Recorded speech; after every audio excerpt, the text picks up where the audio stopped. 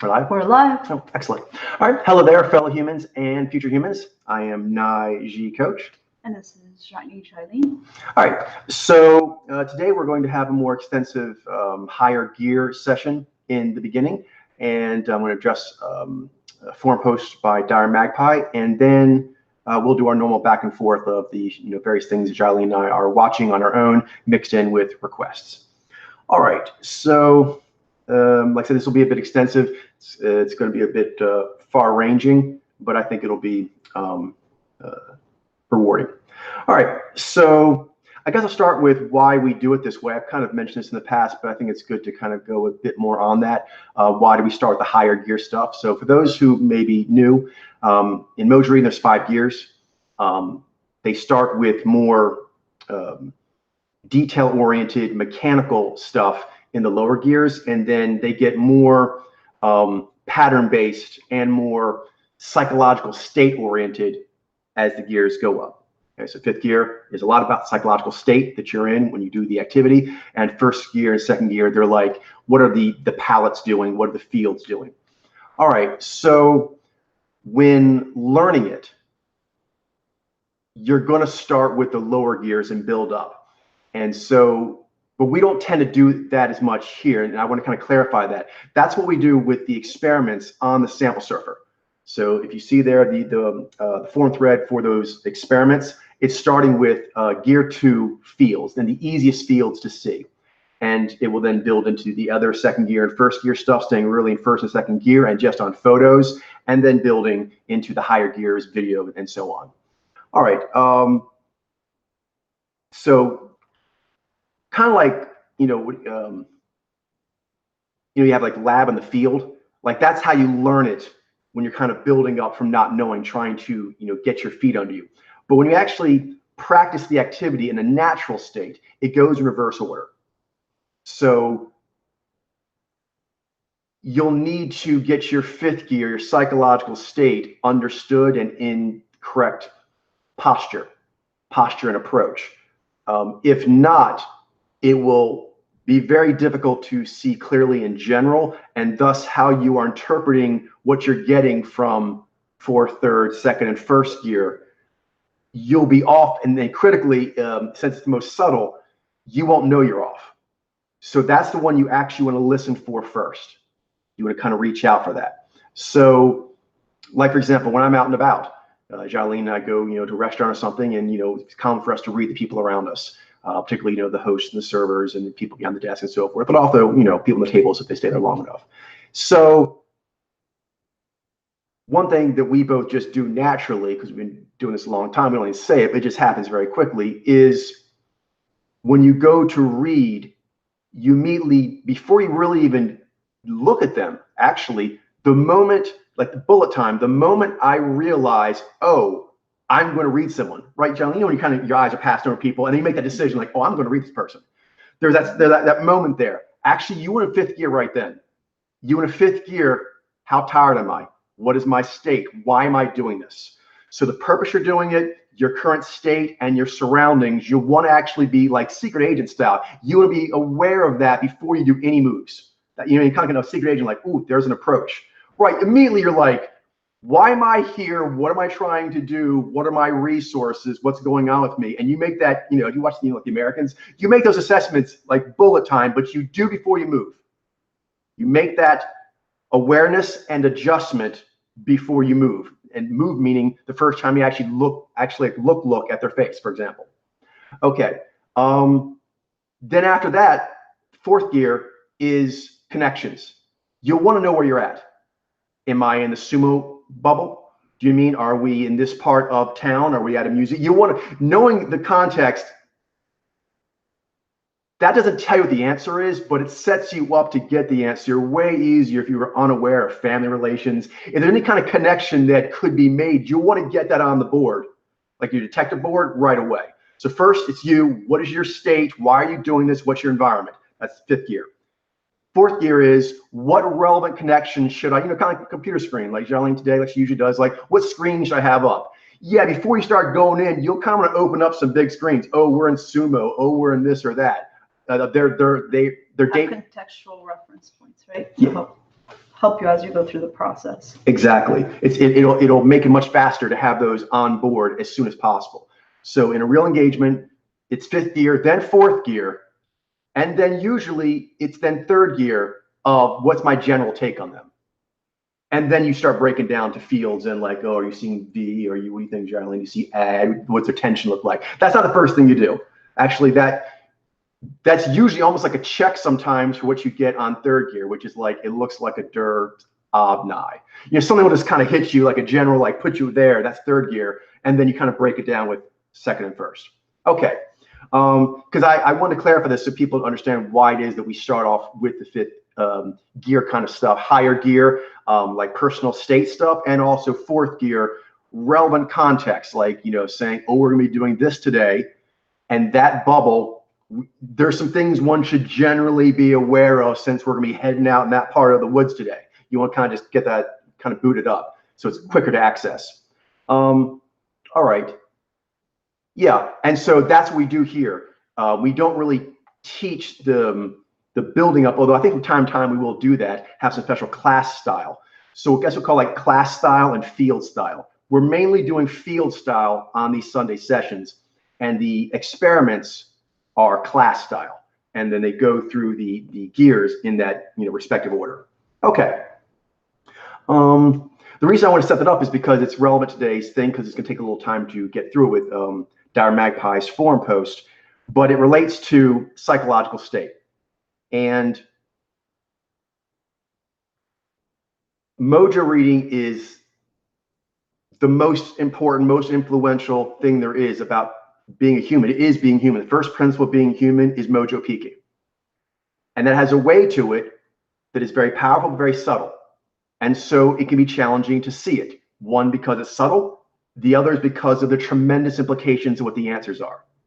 So there are things you can do to make sure your psychological state is in the correct position. Like I said, why am I here? Why am I doing this? What's the circumstances that I'm in? Being aware of that.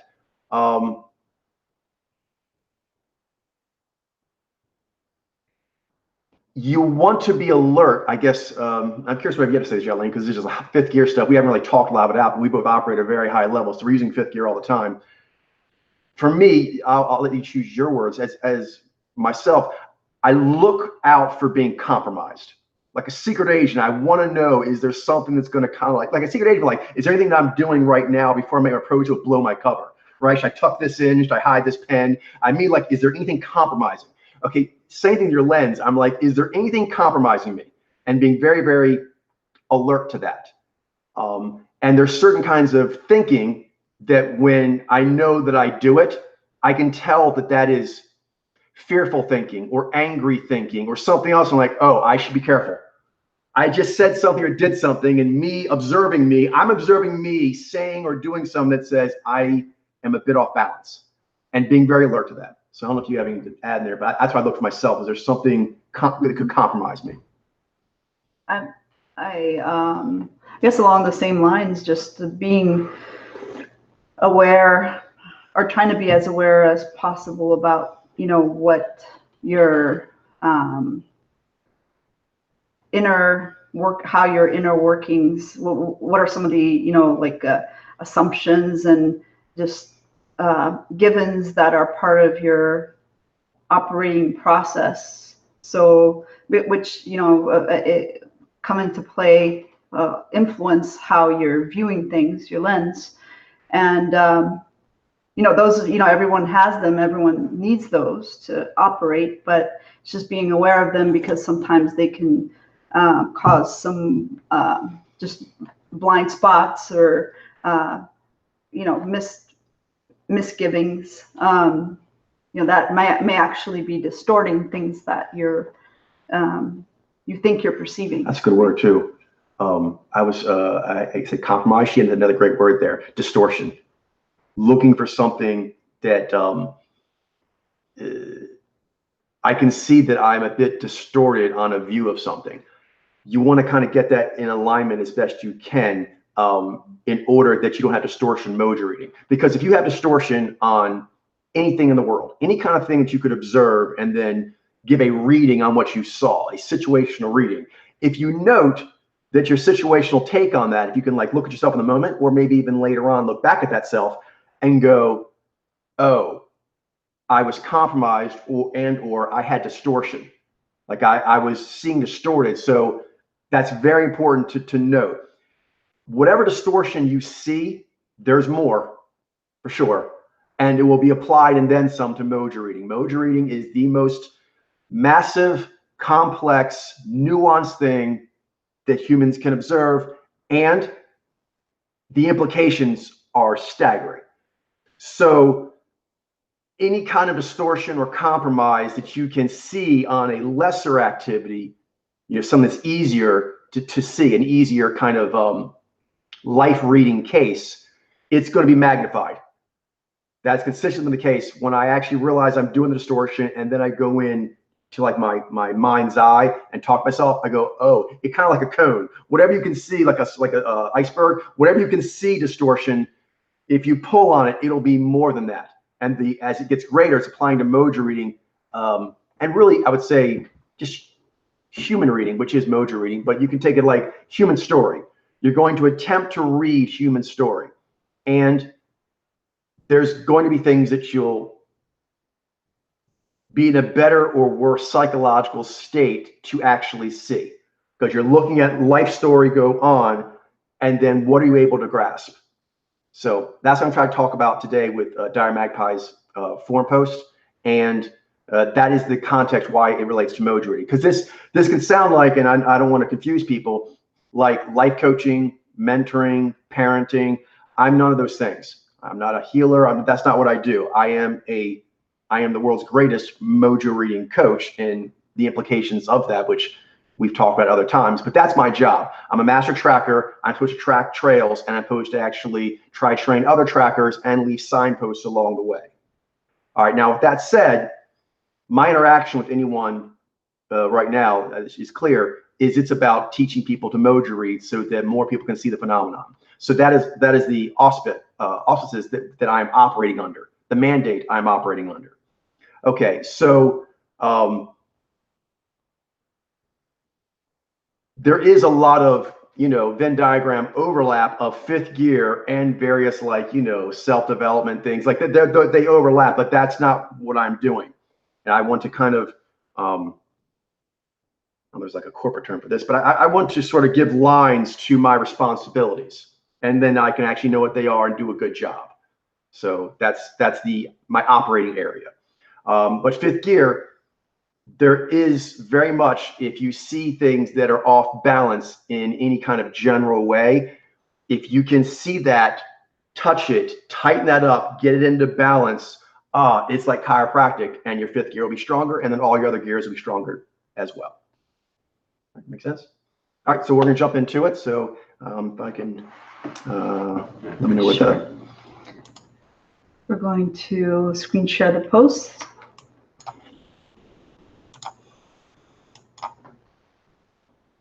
All right, so here is the forum post. All right, so I'll just kind of read through it, and some things I'll touch on at some length. Okay, there was confusion about the guy being Nige or not. He's in Workbench right now, so that makes sense. So he's sort of mysterious until more work is done. Okay, so the musician thing is the focus here. Okay, so your opening line here, Dire Magpie, is musicians are basically the ones who take the ruthlessness thing way too far and take it into the realm of villainy and monstrosity. All right, like I said, this may take a while. That's the issue with fifth gear as well. A lot of fifth gear things are very complex or very deep or very subtle things that are easy to miss. There's a lot of reasons for you to go, do I really need to do that? And that's why they lay dormant, causing compromise and distortion without being seen that's going on. All right, so let's start with villainy and monstrosity. All right, those are not just weighty terms as far as wrongdoing. I think, we can get all semantic with it, but they're like the top. Those are like the top bad things. So monster is you do really bad stuff, but it's because maybe you just can't control yourself. Villainy, you do really bad stuff because you decide to, like, oh yeah, I know what I'm doing, and I'm going to do that. All right, so that's really bad. Um, the kinds of things that can be distortion in this is, for example, connecting things in a way that is not proportionate. Okay, so I'm going to give a little scale here. And obviously, this is just off the cuff, but I think this will do us for today. All right, you have villainy, which I don't know where you go past villainy. That's the top. You're a villain. All right, then monster. The one thing you can say is the monsters, not maybe in control themselves. Okay, then criminal. There are lots of criminals who have gone to jail, done their time, and gotten out, and I don't think they would be qualified to be called a monster or a villain. So we got villain, monster, and then criminal. Next, obnoxious. Not criminal, but obnoxious. And then another one is intrusive. Like it really gets in your way, it inconveniences you, it makes your life difficult. But maybe it's not even obnoxious. It's just in your way. Okay, so these are all like 5 things that can like mess up another person's game. So these musicians are like messing up your life game. And Spectrum. There's a spectrum here. Okay, so let me start with this. You want to ask yourself, anyone who finds himself with this kind of thinking, making such out of proportion associations. Okay, like I said, this is gonna get big here. So like, yeah, the kind of thing there. Then I'll go with music. All right, humans throughout recorded history have done music. There's always musicians in every generation, and they want to practice and play it to get better. And sometimes this is intrusive to other people in the tribe, and there's a balance. Noise pollution, for example, since you use that word later on, that's a definitive word, that's a legal term. And this is critical. You can change that through law and whatnot, but there's generally like, a rough level of that. And people are allowed to play up to that, and then they haven't committed a crime. To me, I think when I hear you talk about musicians, it feels like something deeper is going on. It's a deeper thing. It's the principle of there's going to be individual self-interest. And the individual self-interest of other humans may be obnoxious to you, or maybe they do it in an obnoxious way, and maybe slash immature. So you might say, well, they should stop then. Maybe they're not there yet. They're not criminals, but they're not the most mature tribes member. Their behavior is a bit clumsy. It's not jailable. So to me, ascribing things like ruthlessness, to me, the only one on the spectrum that you would say is ruthless is the villain, because that's like cold-blooded murder. Monsters are more like they're just no impulse control. You know what I mean? The game goes wrong on the telly, they flip out and kill someone, go, darn it, I didn't want to do that. All right, they're a monster because they keep doing that, right? Okay, so not just a criminal, they need to be like the special ward because they're a problem. I could go on that is that I think you've actually taken, I'm going to say, I don't know how to hold this, but this is off the cuff. I would say this like a self-interest scale. Okay. And there's probably, well, there is stuff on the other side of the scale of people who actually go out of their way to make, your life comfortable and to give you space and blah, blah, blah. And there's a whole spectrum there. Okay. There is going to be an amount of human self-interest that is not just allowable in a legal sense, but it is necessary. Like music. Music is ancient. Like the oldest records we have of humans, they're doing music stuff. So that is clearly a thing. Next, they like to play it loud. That's just humans. Humans from one tribe like to play the music real loud. If the other tribe hears it, cool. Okay, that's just humans. They're going to do that. They're going to do that. And so for one thing, I'll pull out a musician to like a higher level, but like an immediate level, I'll just say noise pollution. I've done videos in the past. So like, I want you to know, Dire Magpie, that you're talking to a very sympathetic ear. I'm a very sensitive person as well. And I find noise in my environment, Shailene knows, extremely infuriating.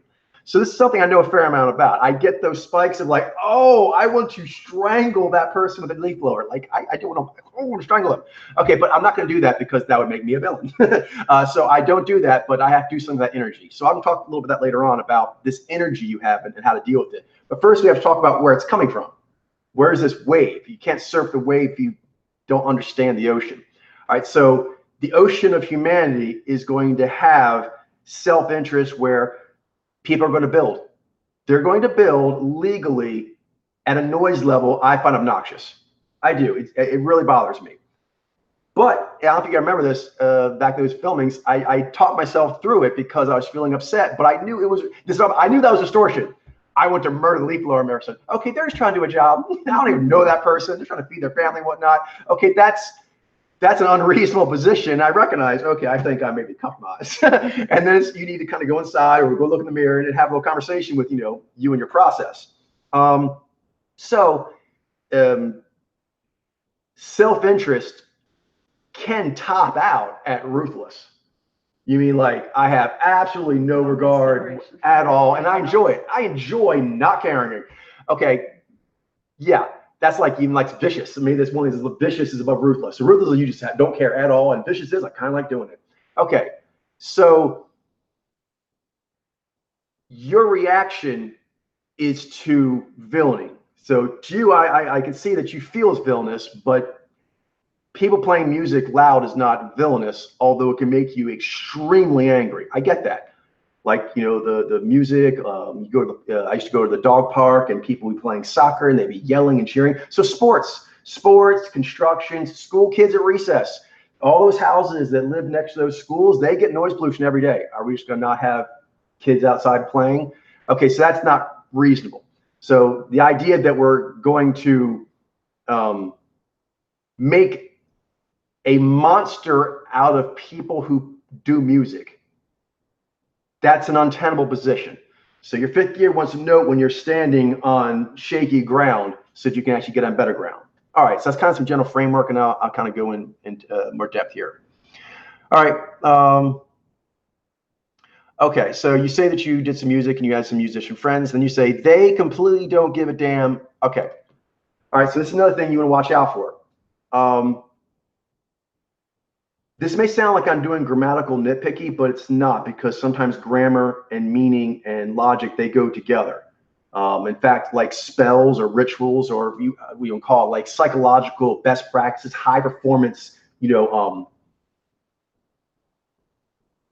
routines, linguistic drills, words of power, things you say in your head to get certain visualization, to give certain performance.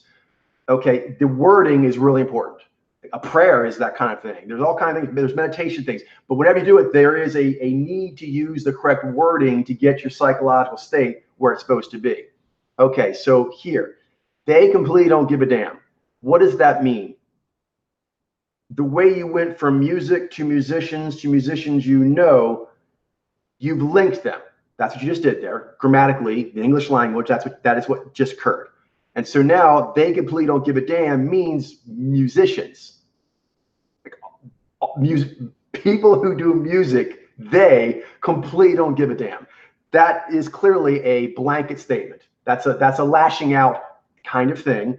And psychologically, you will be aware when you're lashing out, because I think you'll agree that sentence can't stand. If you take a moment and breathe and then read that sentence, you realize it was connected to the previous sentences. So music as a whole knows who do it, and that totality, don't give a damn about people.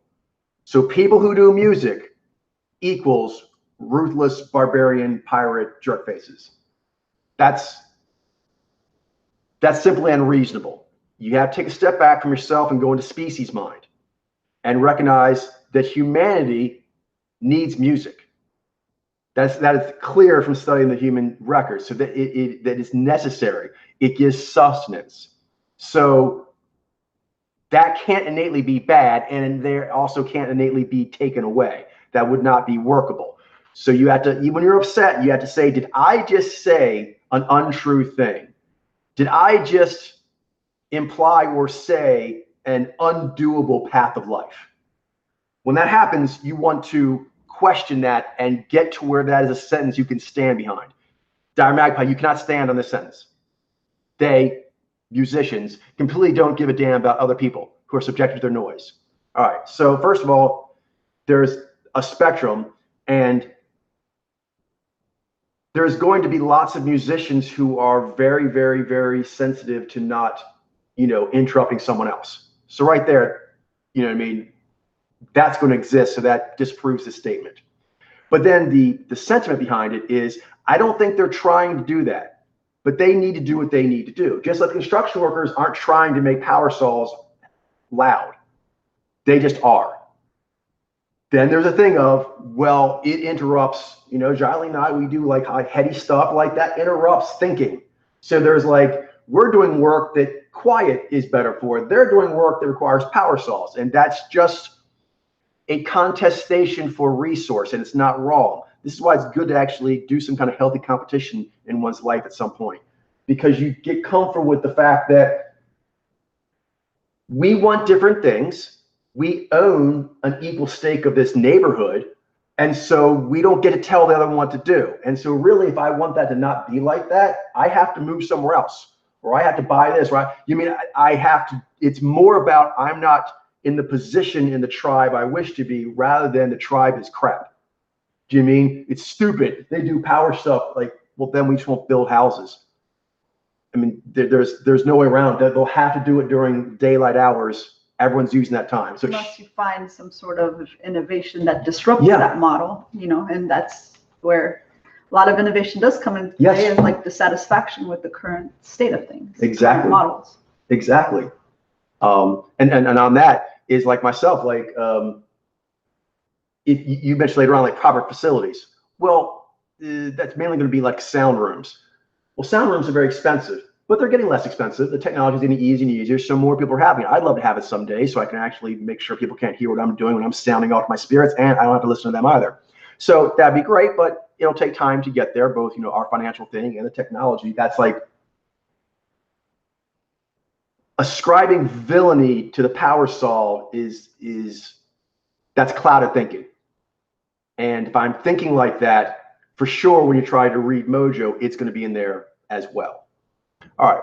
So then I realized that human life and health is limited. Living conditions matter, need to be protected. That's true. This is key. Those are not disagreeing thoughts. The idea that we might want to have soundproof rooms or go get a cabin, something, like that's cool to plan to get more what you want. That's totally fine. While not saying the human story is stupid, or at least that music part. Like the music part of being human is stupid. Like, no, that's the kind of thing that when you see that, you write it and you come back and look at it, you're like, okay, I need to get myself more at balance. And so I can say, you want to be able to say sentences that you can stand with. It's very important. All right. Like there's nothing wrong about being a musician if one trains in proper facilities. And this gets into it. What is that? If it's something that is going to allow music to diminish too much, humanity as a species won't do it. There's a need for a certain volume of music.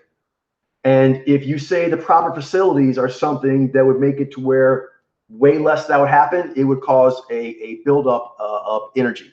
And it would not be good. It'd be built this pent up thing, like they want music, but musicians can only be at soundproof rooms for the hours of something to something. Okay, that's going to slow the flow. The spice must flow. The music is a kind of life spice, and it must flow. So the next is, again, something to watch out for. If one trains in proper facilities, who decides that? Okay, that's very authoritarian. And I can tell you something. You want to only have authority that comes from natural law and being in alignment with it. It is inappropriate to have an authority of how you think nature should be. And music is a part of humans. Humans are a part of nature. So that authoritarian bent, trust me, I watch out for myself all the time. I'm the tops at this, but it's a constant vigil of, am I trying to tell nature what it is? You have to watch that. That thing's in there all the time. You really got to have out your truth beacon and like try to make sure you're not missing something, because there's always that desire to be more in control of things than we are. right? It's an illusion of control. It's very intoxicating. It can be very intoxicating to think like, I am so-and-so and they're doing it wrong and this, so, but you don't get to decide that. In fact, if you have to ask if anyone decides it, I would say it is the human species in general. And if generation after generation throughout the human record, they're doing music, then they've spoken. The species has spoken on this subject. So you're going to have to find your best place with that. And this brings up another thing, which is, and I can talk at length at all these things, but isolation. Is there any way you can isolate yourself? Can you get away? Meditation. Is there anything you can do to control your mood more, to have its impact be less so? Like white noise, anything you could do. So can you like hole up, or can you kind of tune it out, or make an escape? If you can't make an escape, trust me, I've done this many times. I'm doing it now. I always do this. Work towards making escape, even if you won't get it right then. Trust me, many an escape artist from prison will tell you this. It makes the days go by better. Just plotting, just each day filing away, I'm getting closer through the bars. And even though you're still in the prison, you're like, yeah, but I'm getting out. It makes it way better. So find ways to isolate yourself from this intrusion. Find ways to meditate into a better state when you are immersed in it, and then plot your escape. Work towards your escape. Each day when you hear that music or whatever, you just look over at what you did today. And just to know, this happens to me all the time. Something will annoy me or whatever, and I actually want to do something with my life where I would need the Rosetta Stone. And I'm tired. I was tired. I thought I did all I could for that day, but then something will happen and make me angry. Instead of just through with the anger, like, why am I angry? Oh, because I want to make this move. I want to be in a different position in the tribe. I need to have, and next thing you know, I put up some extra work I didn't think I even had the energy in me to do. But I was like, and then annoying things happen. It's still annoying, but I look over that pile of new, shiny, worthy work I've done. I'm like, okay, I'm winning. That's important. It's very important that you not give up your state of self. That's yours. Things can be intrusive, like someone can make the air around me have noise I find offensive, but they can't make me be offended. That's a crucial difference. That's yours. You can give that up, but it can't really be taken from you. So don't give that up willingly. All right. The truth is most people with music ambitions don't have conditions to do music properly. Okay, again, who decides what music properly is? Right here, you're saying, it's implied, as I only limit if I miss anything, but it's implied that music done properly is that it is quiet enough or isolated enough that it does not bother dire magpies. Proper facilities. According to dire magpie specifications. So dire magpie not being bothered, that would then be proper. Okay, that's not proper. I know this may sting, but you're gonna have to pull outside of yourself and think, since music does not belong to you. Music belongs to humans. So if we're asking how should music be done, we don't ask individual humans. We ask humans as a whole. And practicing outside is common. Singing a loud voice because you love what you do and you're proud of what you're doing. It's common. That's way humans like to do music a lot. Not all of them, but a lot of the times. So however nature is doing it that has put us at the top of the energetic food chain, that is the proper way. Now, obviously, there can be problems with that, but if it is a problem, then you can push back with sentences that make sense and can be taken seriously, because all this right now is very distorted and unserious. But there could be something in there that is serious, and if it is, you can then take it to the magistrate. You can take it to the police. You can take it to YouTube. You can take it to, grassroots movement. If it's something that other humans can also go, oh, I see that that's problematic, then I'm pretty sure it's probably how the first noise pollution laws got in the books. People were like, that's too loud, right? So this argument is not a new argument. It's been around for a while of what is too loud. And there's like a legal thing for that. That's what you go with.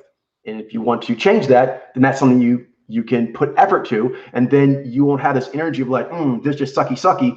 That energy like, that's going to motivate me to go down to that office and file that thing and talk to that person. That's kind of like out of my way. But if I can change this, it's worth it. Even just going through the motions of possibly doing it makes you like I'm doing something. Okay. So then you're like, well, they do it too loud here. All right. That brings up another thing. There's a lot of things going on here. That sounds like a cultural norm, because I've been around the world in my day, and there's lots of different cultural norms on what is too loud. So there are places that are quite quiet about it. They're very private about music.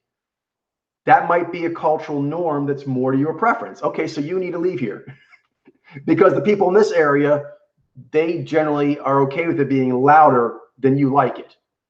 All right, and maybe you're very sensitive like myself. You may need to be more of a hermit, right? But you can't actually have like extremely sensitive people, and I am one, making like the threshold of what, if I made a threshold of what was too loud for me, okay, no one would do anything. You know what I mean? They all just be quiet all day long. All right, that would be my preference. So clearly it can't be, that can't be the mandate. There has to be something greater that we can all go like, okay, that's fair. All right, so you can go to where a cultural norm, you know, is different. And possibly you may just be a cultural norm of yourself. And that's, I can understand. Like I said, I sympathize with you because I have a lot of these things that I feel as well. But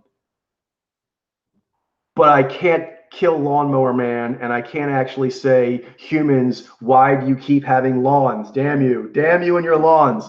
And why can't you do everything manual? Why can't you do everything with a well-oiled manual everything so I can't hear it? Okay, that's unreasonable. Okay, people are going to have lawns. Humans have always done that. They like having cool grounds, and they're going to use equipment to make it look pretty. And nowadays we have machines. We currently have machines that we can make more powerful, that we can make silent, but you know, down the road that might get better. But that's something that it's an ongoing thing. Like one thing I do, is a lot Johnny knows, is that when that happens, I may be thinking I'm going to do desk work, but other times I do visualization work. Okay, I guess I'm going a long walk. I wasn't planning on doing a long walk, but I didn't know they were actually starting the power saw up. And so I go for a long walk. I have to work around it because it simply is. It's very bothersome to me sometimes, but it's not villainous. That's just simply incorrect.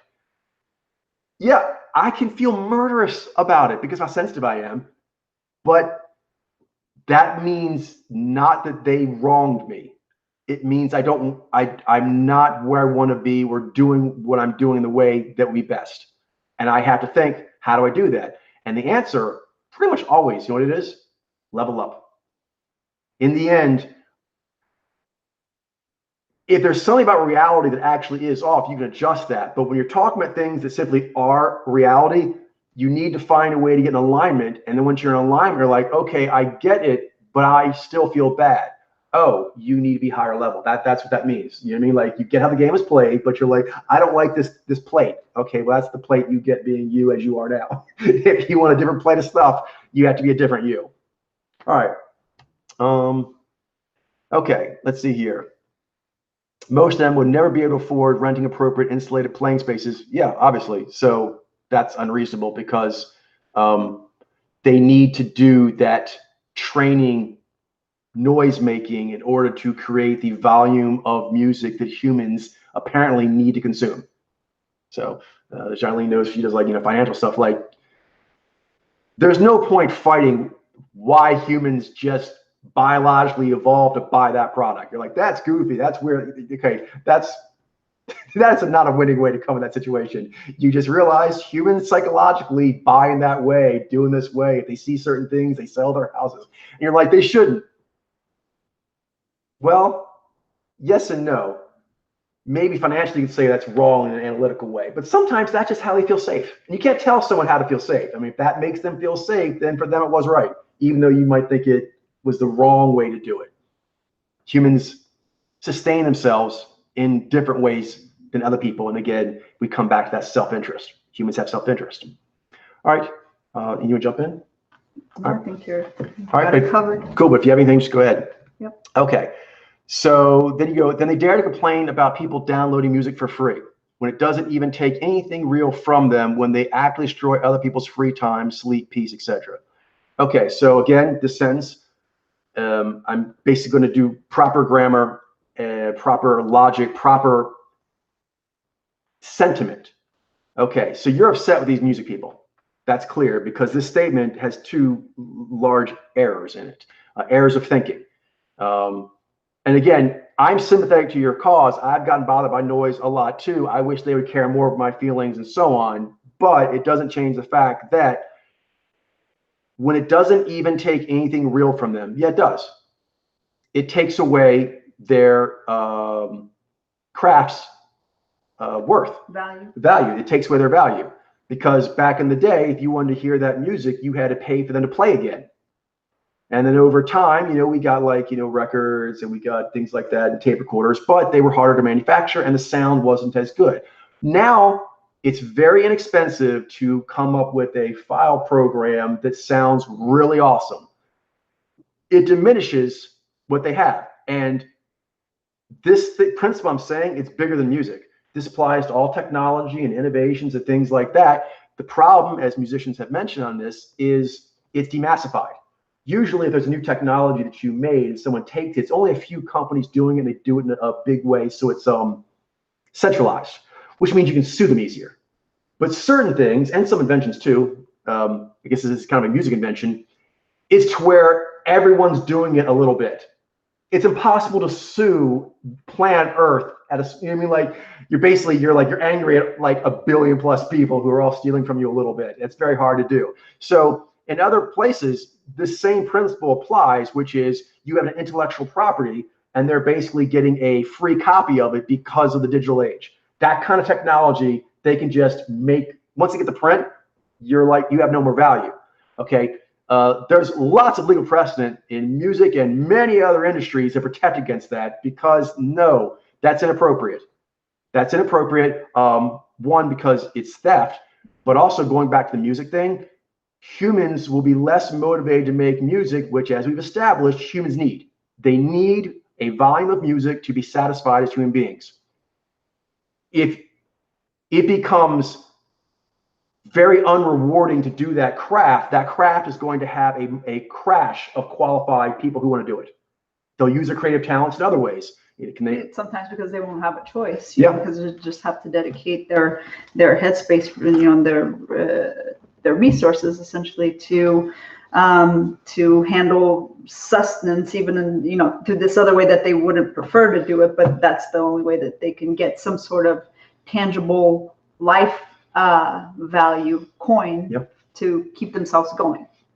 Right? Absolutely. So they may have to work as a bartender if they don't get if they don't get money through their music. They may have to have 3 jobs that then basically mean that they don't have enough energy to continue doing their craft. They'll get worn down. And then you scale that out, then the human populace is losing that music. And there's lots of scientific data showing that music does so many incredibly wonderful things for humans.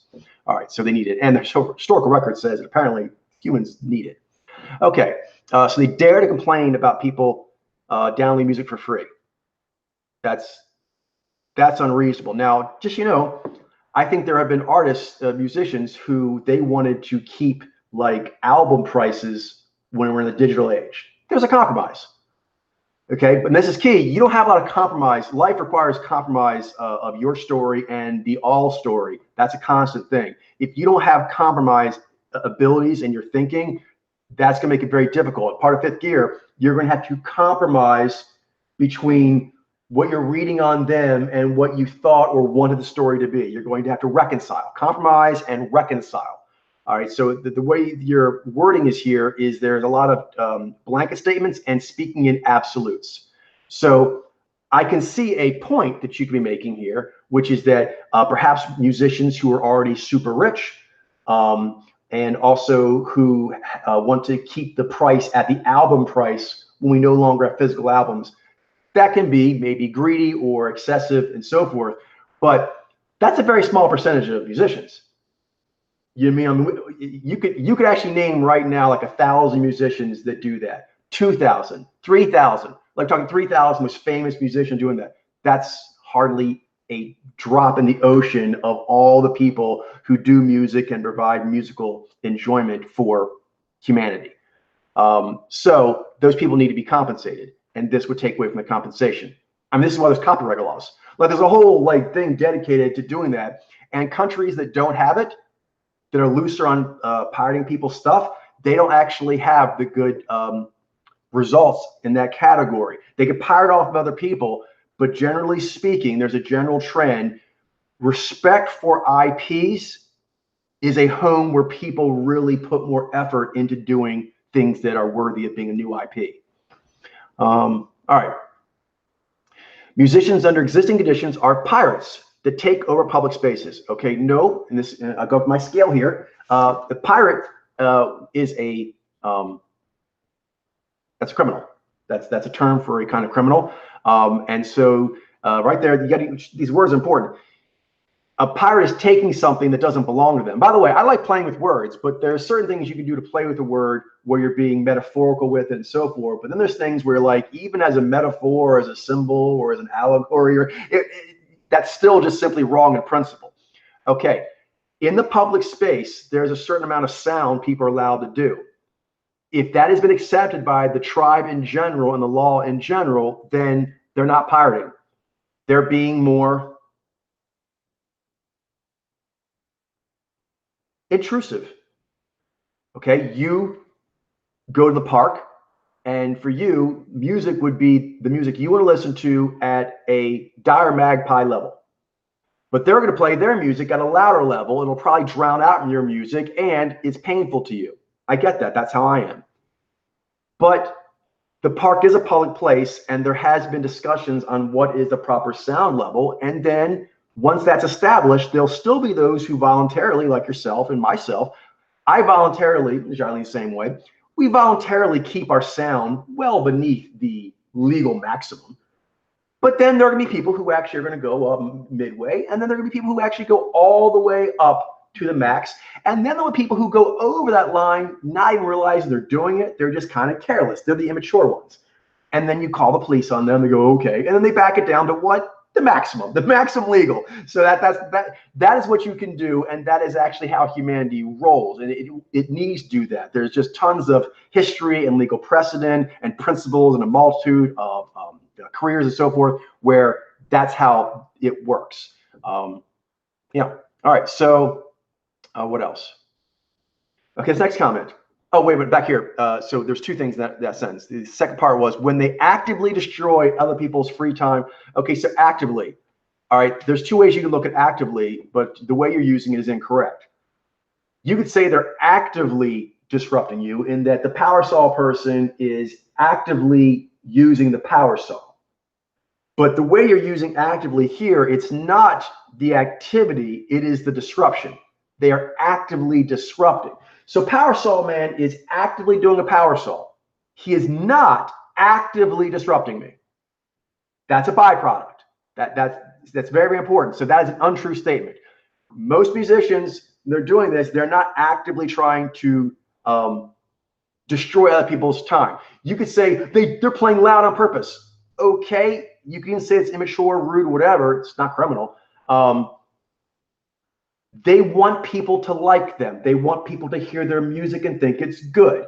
So again, that's still, although they're actively trying to intrude on you, they're not actively trying to destroy.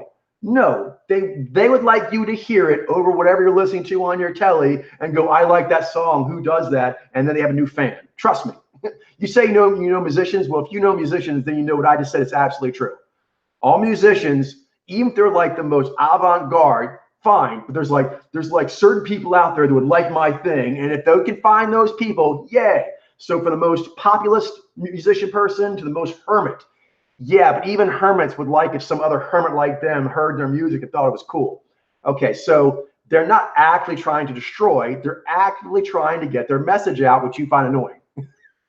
And I feel you on that, but this is key. This is coming multiple times here, so I'll kind of say it particularly. I sympathize and empathize with your feelings of being upset, but I cannot travel with you on this road of looking at existence in ways that are clearly incorrect. So you need to find a way to have these authentic feelings, but then translate that into observing the world as it is and coming up with something helpful for yourself. Okay, because this isn't going to be helpful because you are establishing this game you're playing that sounds like a horror show, and it has all these just observably erroneous assertions. Okay, so they would be losing if people take their their downloads and they're not actively trying to destroy. A lot of times they don't care what people are doing; they just want to play so they can train. And if anything, they're hoping you want to be a fan of their music. All right, this next statement. I would also add that musicians are fully responsible for all of the a-holes with speakers playing loud music and polluting the city as they encourage playing loud music. Okay, right there. You've ascribed that blame to all musicians, and that blame is a full responsibility. Okay, and all the assholes with speakers playing loud music. Okay, this is key. Polluting the city. Oh my goodness, there's so many errors here. Okay, polluting the city is a term that has been established by either one or both the system of law or social culture, tribal culture. So tribal culture or legal systems define what polluting is. And if it is, polluting is again, what? A crime. So you've stated that that is a crime. If it is actually official pollution, you can do that. But being loud to where it bothers you is not noise pollution. Noise pollution is a thing, and you could be bothered way lower than is the legal limit. All right, so that is polluting the city. We have to put in parentheses after that to make the sentence accurate. Polluting the city according to dire magpie specifications. Right? You're using the word as if you're using it in the general sense, but you're not. Your use of the word polluting the city is a specific dire magpie's opinion context. All right. For all the assholes with speakers playing loud music. Okay, so everyone playing loud music on speakers is an asshole. That's not true. I mean, I've been to the park numerous times. We've seen them. People are doing like, birthdays or whatever, and they're playing loud, like kiddie music or whatever. They're not assholes. These are not a-holes.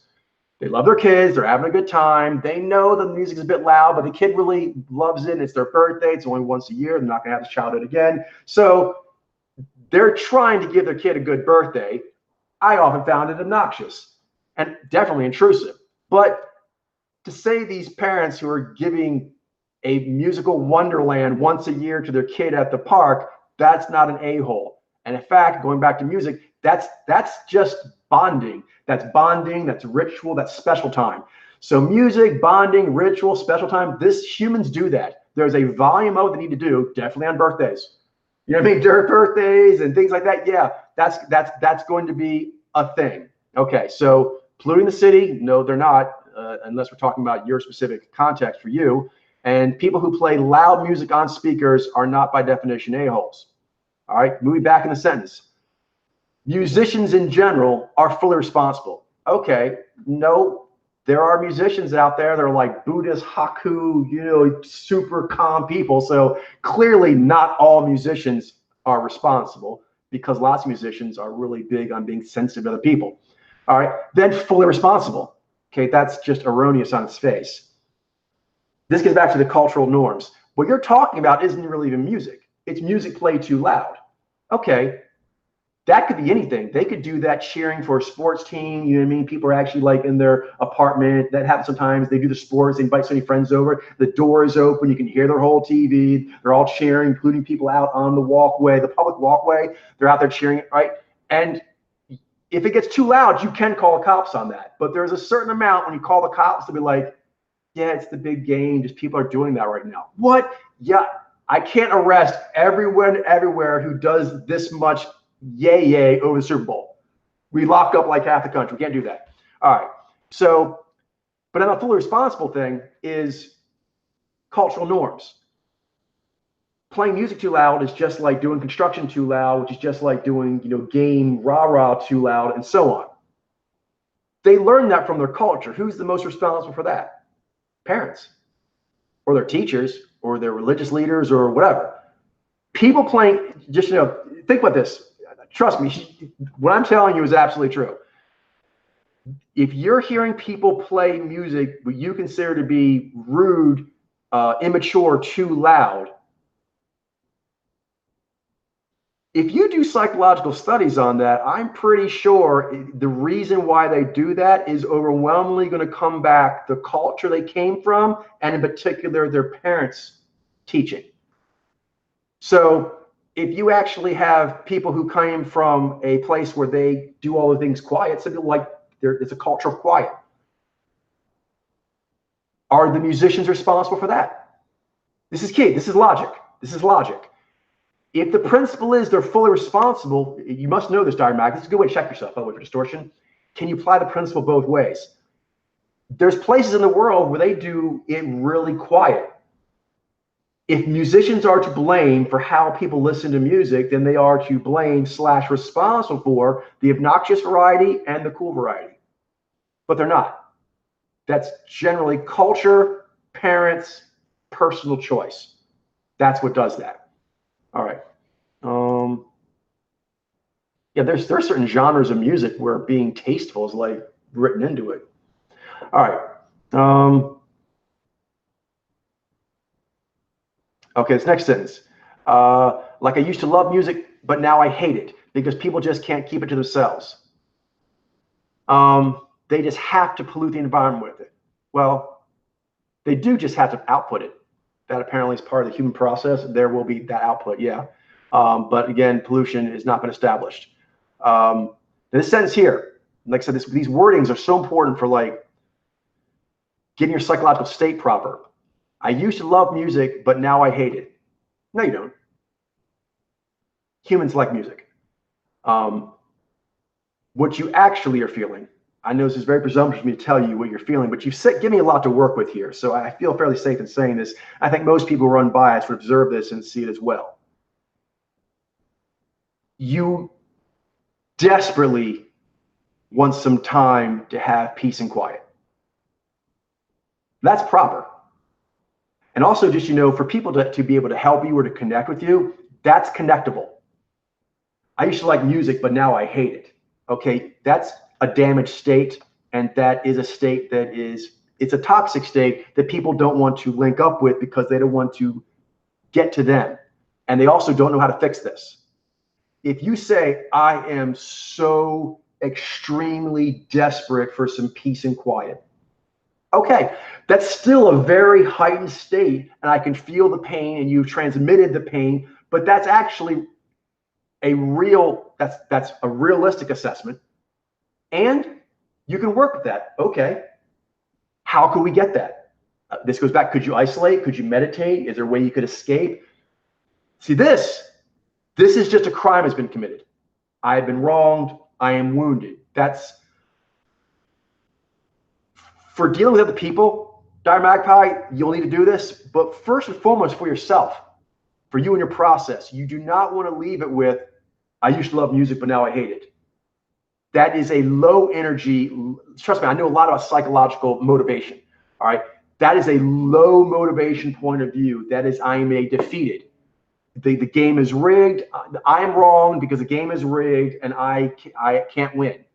Okay, you can always win at being you. Never forget that. So you should put statements in ways that can say, I desperately need some peace and quiet. Right? That's what I desperately need some peace and quiet. And then I wasn't planning on going all the way over to that place to actually walk around, but I desperately need peace and quiet. And so it gives me a clear goal and it gives me energy. I desperately need, like actors, what's motivation?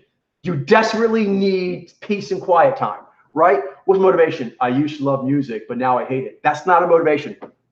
Think of this, psychologically, as an actor, how does the actor embody that? How do you act out, I'm beaten? Okay, that is a... You can act it out, but that will be the form of it, right? Yeah, but even still, what do you mean? Say it again. Well, you can act it out, that those feelings of I hate it, I feel beaten, but then you're just acting out a character that is unhappy and defeated. Right, but I think in acting, what they would probably say that is you're not actually acting out. You are being or feeling. And you often hear from actors will tell you, don't tell me how to be or how to feel. I need a goal. Like either person who's feeling that, if you were in that state, you know what the actor would say, or the acting director, or the script would say? It would say, because of that, you actually want to do drugs. That's probably what happened. Like this thing, not saying you're doing drugs, John Magpie, but this is a state of feeling sorry for oneself. So you were to act that out, you would still need to do something. And you have said from other posts, you have some difficulty with motivation. That's the acting out. So if you notice that you're not able to put up worthy work, then you have to ask, what is my action? Okay, here, we don't know what the action you would do is. But does that make sense, by the way? On the acting thing? Totally. No, she's right. You can act out a defeated state. But generally, there's going to be a toxic act byproduct. And the director will say, because you're in this state, you want to dull your pain doing this. You want to sleep because you're so tired. They'll still you're going to actively seek sleep. You know what I mean? You still have to have okay, I want to sleep all the time, or I want to go do this or do that because of this feeling. So this can be subtext, but again, like most movies or most stories, not just movies, story in general, stories have more weight and power if they have truth to them. And so if you have things like, all musicians are fully responsible for a-holes who listen to loud music on speakers and pollute the city. Okay, that's a distorted picture.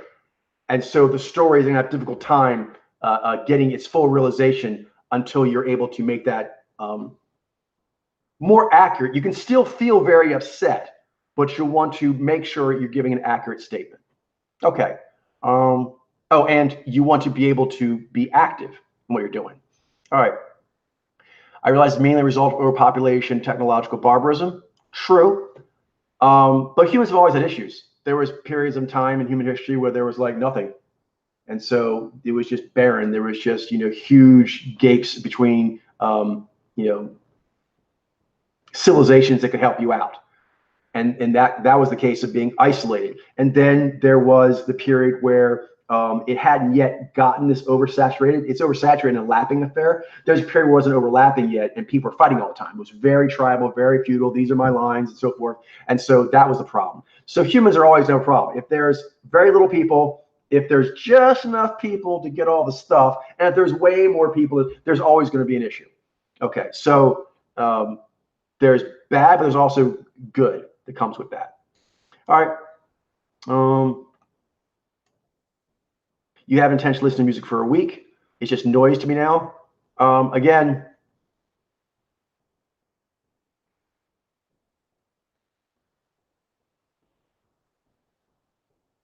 I get that sentiment, so I'll just let that go. But I'll just note that another kind of story character thing. This is a very passive voice. Like if you listen to people talk about how you write interesting characters and characters that can do things and can captivate and so on, they talk a lot about don't be passive. So note how many statements you've made of things occurring to you compared to what you're going to do. I always have as many, preferably more. For if I can say I've been wrong, blah, blah, and Jolly knows, I'll get angry, I'll go talk to my spirits, I'll sound off, and I come out with, and now I'm going to do this, this, and this. I like to have 3-to-1 ratio, if not more, of things I'm going to plan to do in order to deal with that energy spike. In fact, you can go too far with this, granted, but there is a healthy bit about this. Maybe this is Zai. I really don't like to acknowledge too much how much it's bothering me until I can get at least one thing I could do to give my brain something to activate on. Even like I said, I'm in like a jail cell and it sucks and everything. Okay, but I at least have a plot. I have a plot that I might be able to think of how to escape. It gives me something to do. And then I can let the frustration even come out more because I have a pipe. I have a pipe to push that frustration into to do something with it. All right. Let's see here.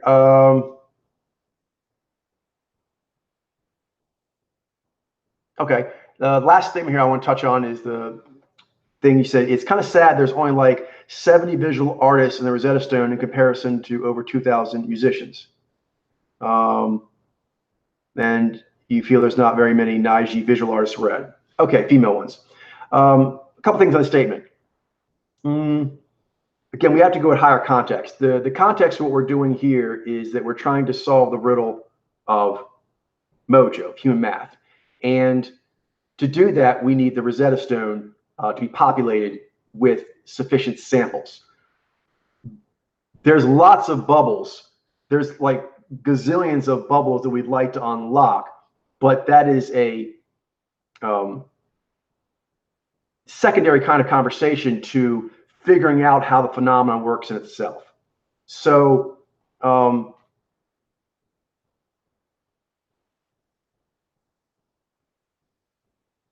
there could be, like the way you've written this, maybe you didn't intend this, but I'm just going to be honest with you. This could be taken as offensive in a variety of ways, whether you know that or not.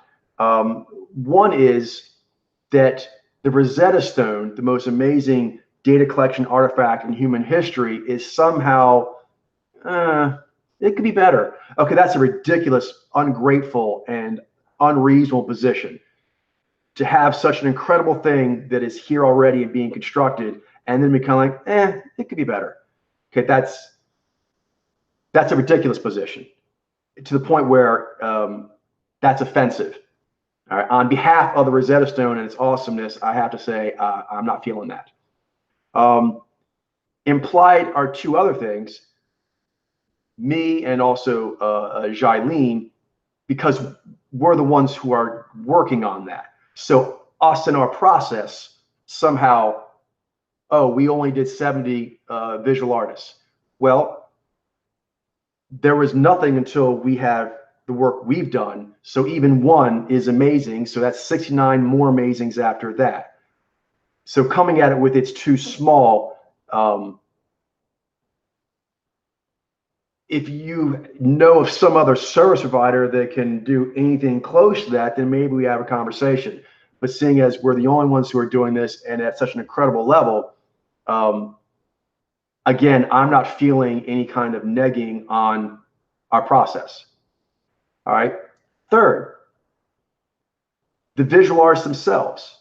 Visual artists apparently don't do a lifestyle where they have media like musicians and even less than actors. Interviews or other video. Portrait pictures of themselves and whatnot. They don't do it as much. Okay. They have chosen this. They have chosen that lifestyle. So it is what it is. So if you mean it this way, and perhaps you do, but make sure you know the tone here could be confusing to people.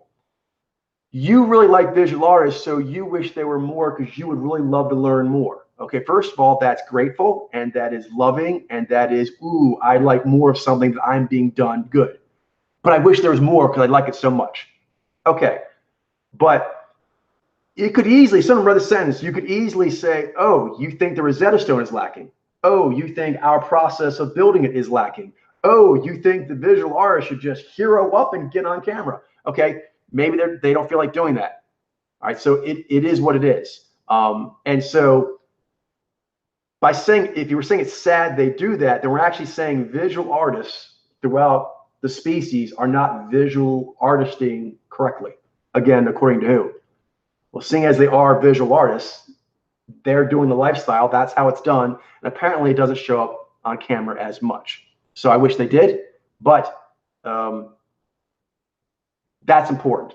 And so there's two things here. One is that the tone could be confusing in general, but then the statement of not much Naiji female artists read. Okay, you have a personal interest in Naiji females, so that does strike me as, man, I'm not getting what I want. So you could say, no, you meant it mainly just for you, but it does come across like you feel that you've been let down.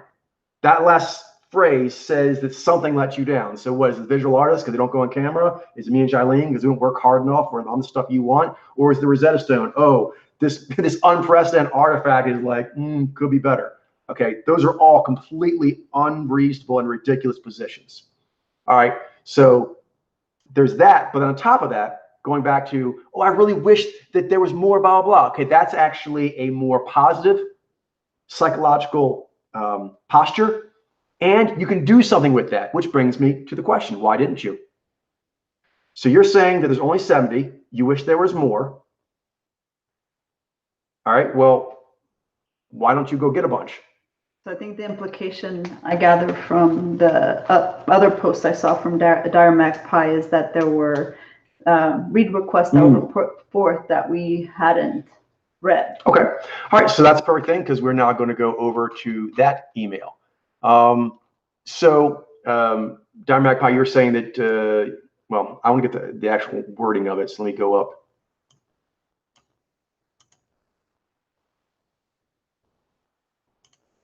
Okay. So you say, I can't help but notice that read requests from me are generally being ignored for some time. Okay. That's an assertion, and it's an incorrect assertion. And you're coming from a position of asking for a favor, okay? Because I don't mean this to be offensive to you, but I'm just trying to state things. I don't owe you anything, all right? So I'm doing this work, and I'd like to help out as I can, and I'd like to actually have the public ask me things to see if I can't figure it out. So I enjoy that process, but you're going to need to back off with this tone of you're owed something, okay? Because this sentence, this assertion is implying two things. Well, one is that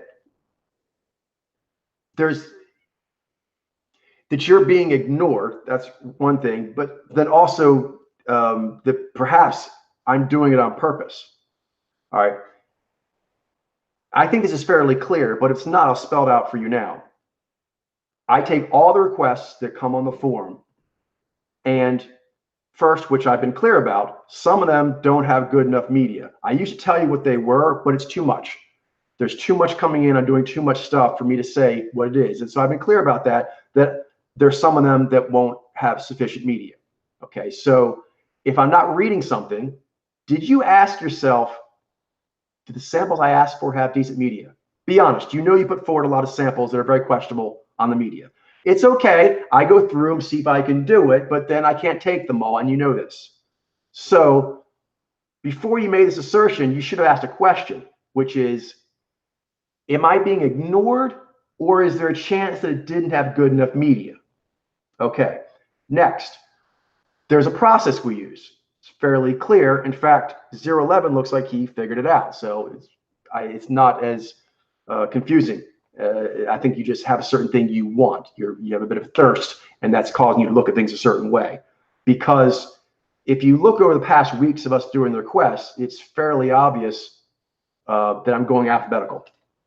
And so 011 has correctly deduced that I'm going through alphabetical, and then from time to time, I go to the form and I keep adding stuff in. I'm going to go all the way down to Z, and I'm going to start back at A and go through it again. And I'll keep going A through Z, and then from time to time, going to the form, grabbing everything that's workable and throwing it in. Okay? So being ignored means that I have some bias against you. I don't.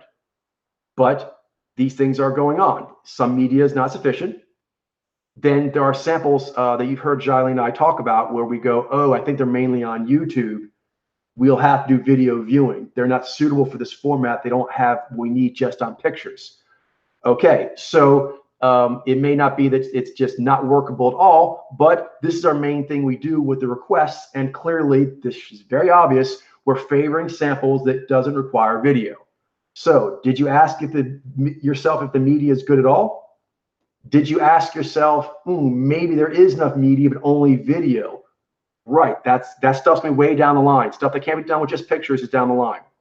And we've been clear about that. Okay, next, what is the alphabetical listing of your sample? Because we're going through the list alphabetically. All right, so that is a professional process. And I didn't realize that you had not come up in a while. And so I'm not unwilling.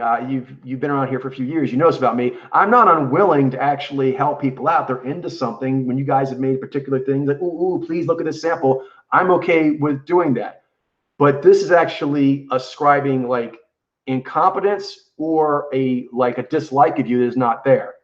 So that's what we've been doing, and that is the process. So I think, again, going back to making an accurate statement, you notice that you haven't come up for a while. And that's why 011's thing answers that question. Why is the Dire Magpies hasn't come up? Oh, I'm going through alphabetical, and there's going to be a second round and a third round and so forth. And so there's a process, and you haven't come up yet in the process. So what you actually want is you would like your samples that have not come up in the process yet to be moved up the line, moved up the queue. That's what you're saying. Okay. So you are asking me for a favor of, in the professional process you're doing of alphabetical going through and periodically going to the forum to gather more samples, you are waiting longer than you want for one that you're interested in.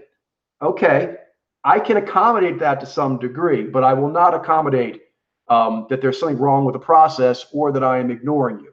I literally didn't notice. I don't look at who the requests are from. I mean, I can gather, I know 011 does certain things and you do certain things. So I sometimes know through inference, but I generally just grab them alphabetical and I'm just going through everything. So that's what's going on there. I think that's mainly it, but I had some other notes I want to make sure I put out there. Okay, I guess I'm going to close on this one, which is venting with virtue. I am a venter. I vent, frequently. I talk to my spirits. Sometimes that can be ranting, and sometimes that can be venting. You don't want to lose virtue when you're venting. In fact, you want to vent in order to find and keep and nourish and touchstone your virtue. And so I focused here on kind of two things that I think maybe you can look at, which is the virtue of being able to look at things reasonably and then make statements, assertions that are accurate to reality in some way. And this doesn't mean we have to, agree on everything. There's all kinds of different political views or philosophical views people can have. But if you're ever going to be able to talk in a worthy way with various individuals, there's certain basic things, such as humans need music, right? That's like a basic truth that needs to be acknowledged, and you can kind of go from there. And if you're having trouble with that, either the seeing it or you see it, but I don't want to stand there. Okay, so either one of those things, that means that you're losing your virtue. Not like you're a bad person, but I mean this in kind of classical sense, like attributes, heroic attributes. You want to make sure that when you're venting, you're leveling up your heroic attributes. You're not spinning your wheels or impeding them. So a simple one on that, I guess I'll leave you with, is that to know if it's a virtue is try to get to where, think of the smartest, kindest, bestest person you can that's not like you. Like think of it as a committee of like all the 32 gender mojos with like a bunch of each one, and they're worthy. Okay, make them up your head if you need to, but have that kind of counsel, and then go back when you vented and see if you want to say things to them as you have. Trust me, you're always going to want to do more drafts, and that's where the work begins. I'll sound with my spirits.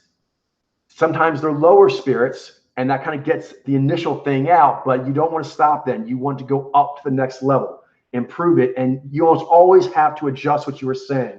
You have to get more in alignment and do work, do internal work to get to where you can stand by what you're saying. Without the emotional feeling. So go outside of yourself and look at your situation and come from it, like I said, from a worthy counsel. Imagine a worthy counsel is listening to what you're saying, and you may disagree, but I believe I'm a person that is very sympathetic, like I said, to your situation, but the critique I've given on the very sentences you've done, I believe there's just mountains of human history and psychology and marketplace and sports psychology. Like these are, you're going in the face of very established the way things work for humans. And so that means there's work you need to do. And you're not alone. I have work I need to do too. So I also want to feel like I'm just pushing down on you. I'm trying to give you principles that can help you. And they're principles that I use myself constantly. And I guess maybe I'll finish with this because this kind of brings it, you kind of seeing like how it relates to emoji reading. This thinking of being upset with the story as it is, I've had that pretty much every time there's been a purification. It's the story as it is uncomfortable. This latest one with, for example, the purifying the Z9 males, many of them I thought were Naiji. It's because I have an issue from my life experience and things have gone on with like being scrawny. And when the Z9 were purified out, the Naiji that remained, that are true Naiji, there was this feeling of like, man, I'm left with all the scrawny ones. Okay, I had that feeling. That was, I'm trying to get you how I grew through it. That was my initial feeling. I was feeling sorry for myself. One, because I had the shortfalls, but then also, as I mentioned, I kind of like sturdiness of body and mind was put forward a lot and prized in my upbringing. And so that's some of the reason why I misread those samples. And when I saw what was going on, I was upset. And there was this desire to think like, oh, I'm getting the scrawny ones. All the mojos are amazing. They've evolved to be awesome at what they do. So I'm interpreting an apex, gift of nature as being not up to my standards. That is a ridiculous position, but I had it. It was in there. And so it's something I have to deal with. And I've known it for a while, and I'm getting better at it, and I will continue to work on throughout my life. It's a thing, from my childhood, my situation that I need to be, aware of. But I was violating these same principles. I was making statements of Naiji are scrawny. This gets up to like musicians are ruthless. Okay, those two things don't go together. I currently feel quote unquote let down. Like the Naiji let me down. They're not as sturdy as they should be. That's like the visual artists let me down. They didn't put media out like they should. These are not reasonable positions that you want to look out for them. And like I said, that's at the highest level that I'm purifying at myself. That's the kind of thing that constantly is an issue, that I'm unable to look at human story correctly. So just some advice on that is to find out what those things are and get in alignment with it. And I know you want to put your individual wants and needs first, but actually, even if the surfer wants and needs to surf really good, they have to understand the ocean. They have to understand wave. They have to understand surfboard and the balance of stance. There's a way to that. And if you do that way correctly, then you'll individually get what you want on that surfboard. So you have to accept the general way of existence. All right. I'll leave you with this. I'll say my process and my higher spirits, but to keep it technical, my process when I talk to myself of what you want to go with is this. When you have these ventings, and I said you want to vent with virtue, something to hold on to is, does this put you able to go forward and upward with balance and poise? If not, keep working on it. Don't stop working on it. And I recommend that you do a lot of this work with yourself before putting it out there for other people. I'm trying to give you good life advice here on that. That's just going to be more helpful for you. And again, I'm not trying to play your life coach or anything, but I'm telling you about how this will affect your mojo reading. And really anything else where you're trying to look at very subtle things that have implications on your story. All right. On that, something that I want to mention just before we sign off here is that we've had this kind of conversation before, and you did not respond in a way that did forward and upward with balance and poise. Now, I'm going to give you something for you to work on so that you know that you're going the right direction. Before, you were saying some issues you had with chores and whatnot, and I gave you some ideas. And you said you didn't need those mind tricks. Okay, that was ridiculous and offensive. All right, it's ridiculous because you're saying you don't, well, it's offensive because those weren't mind tricks. Those are life skills. I'm much stronger at making myself able to do things, both mentally, spiritually, energetic, motivation, focus than you are. We all know this. Okay, you're having trouble. You're treading water. Your head's going under from time to time. That's where you are at. Anyone reading your forum post, that is clearly where you're at. So the idea that I'm giving you mind tricks when I'm giving you actual life skills. So I clearly have ways of dealing with my sensitivities and impingements that are going on with me better than you. I'm not trying to talk down to you. I am saying that when you are going on forum post after forum post saying I'm flailing, and then someone who's not flailing offers you things, to be dismissive. Okay. Like I said, it's offensive. It's also ridiculous. You're going to wave off best practices from someone who actually can do stuff when you're unable to do. Okay.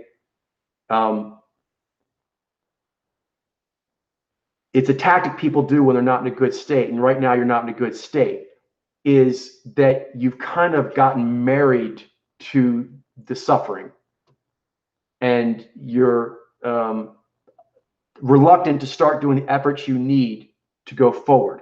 And a way to tell that's a very simple thing. Like today, I gave you a lot of good ideas. You know, I mean, things you could do as far as meditation and isolation, ways of looking at things, things you could do legally, things you could do as far as getting visual samples. Those are lots of things. Your response to the past lead me to believe that your gut reaction is going to be to dismiss all of them. Well, I don't need to do that because of this. The law won't work because of this. The culture won't work because of this. I can't leave here because these finances. I can't do this because of lack of motive. You're going to just cut everything down. Don't do that. Seriously, as a person who wants to help you and has better life skills than you are using right now, trust me on this. This is like the mat of life. I'm giving you good moves here. You don't have to use these, but if you dismiss them, it should only be to go forward and upward with balance and poise. It shouldn't be to stop. Jailene knows this, talking like high level, like corporate stuff. Even when they're like under duress and you don't know what to do, what do? We have a strategy session and you come with ideas. That's progress. Even if every idea doesn't work out, you came with 10 ideas, the strategy session, those are leads. You follow the leads, maybe every lead fails. Won't, won't. No, not won't, won't. That means, okay, we're going to keep doing this. And now we can be streamlined because next time we have a strategy brainstorming session, we can move past those first 10 ideas. We already looked into them, right? Never accept that you've run out of all options. So now it's time to just sit down and wallow. Never, ever, ever do that. I'm telling you.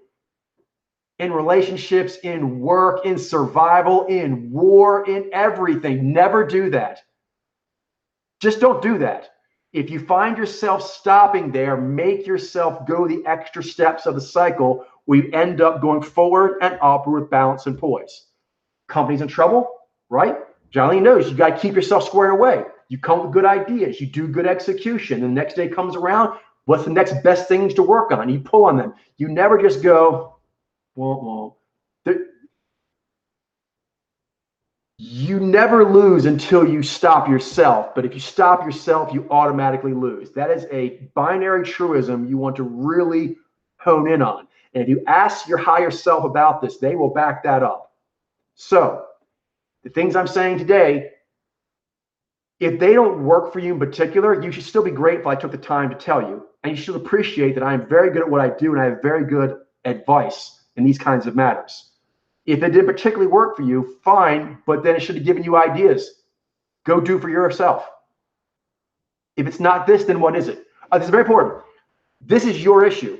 So if these things I'm saying aren't the answer, okay, but they were an attempt, but this is ultimately your responsibility.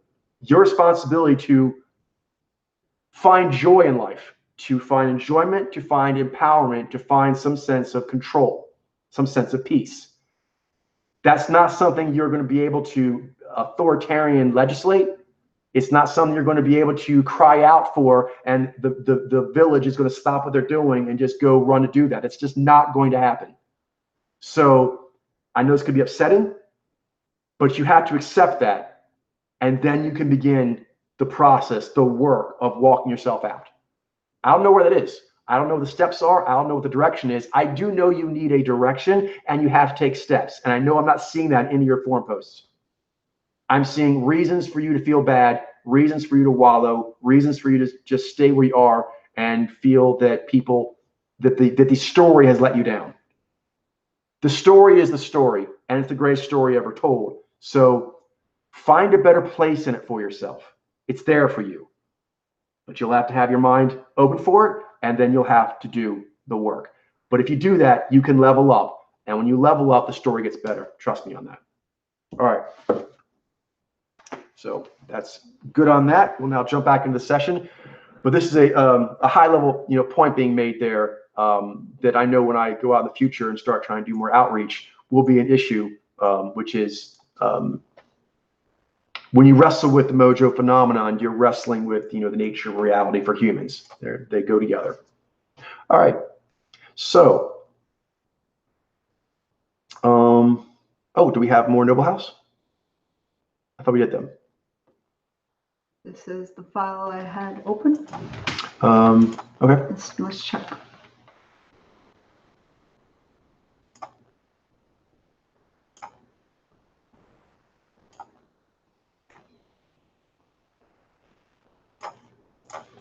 That might be an older version, so let's open this one up. Cool. All right. So start off with miscellaneous cases of interest. I have some judo stuff here, and I'll get into the judo bubble somewhere down the line. But I got a general idea that it's mainly ZVI. But there are some subs in there, and I'm curious about them. They've stood out to me. So I grabbed a few people here, some guys and a lady or two, because I think they may be the exception. So I'm curious. So this first one is Teddy Rainier, and I think he may be a JIV, but I wanted to kind of give him some extra attention because he is considered the best out there. So it's a ZVI dominated sport, but this guy is currently considered the top. He has the most medals of any person. And the judo. In the judo sport.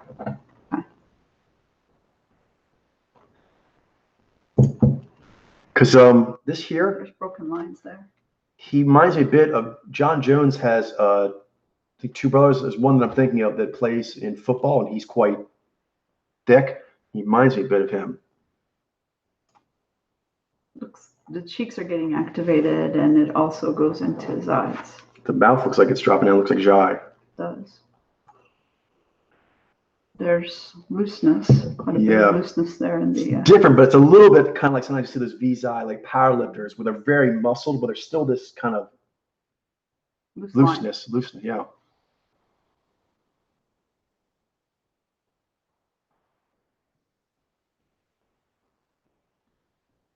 So you can get one that's like closer up on the eyes.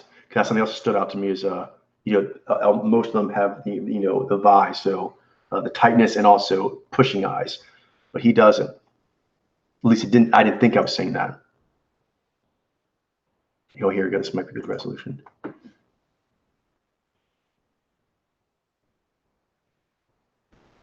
Yeah, he actually is a thing that sometimes I'm wondering if he's like a GVI. I think he's actually JIV. I think it's Javez, but he's so thick. But I think it's receptive. I'm curious what you're thinking.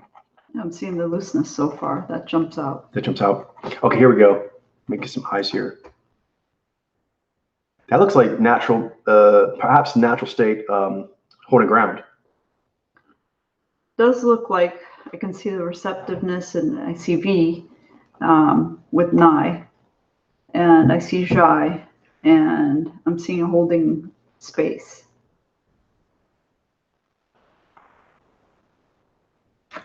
Here's under effort. Sometimes you get stuck when they're under effort. That's a lot of Jai. That's a lot of Jai. And there's a lot of looseness there compared to a ZVI. No tension there. And then the legs, like the whole lines. posture. He has a different kind of movement than a lot of them do. It's Powerful. traveling up his face. Yep. I mean, when comparing between a Jaivi and a Zivai. And the hands, that could be leafy. Mm-hmm. Thick leafy, you know, muscular. Oh. Yeah, a lot of V Okay. and a lot of Jai traveling up his face and into his eyes. Does look Jaivi. Athletic frame, with an athletic frame.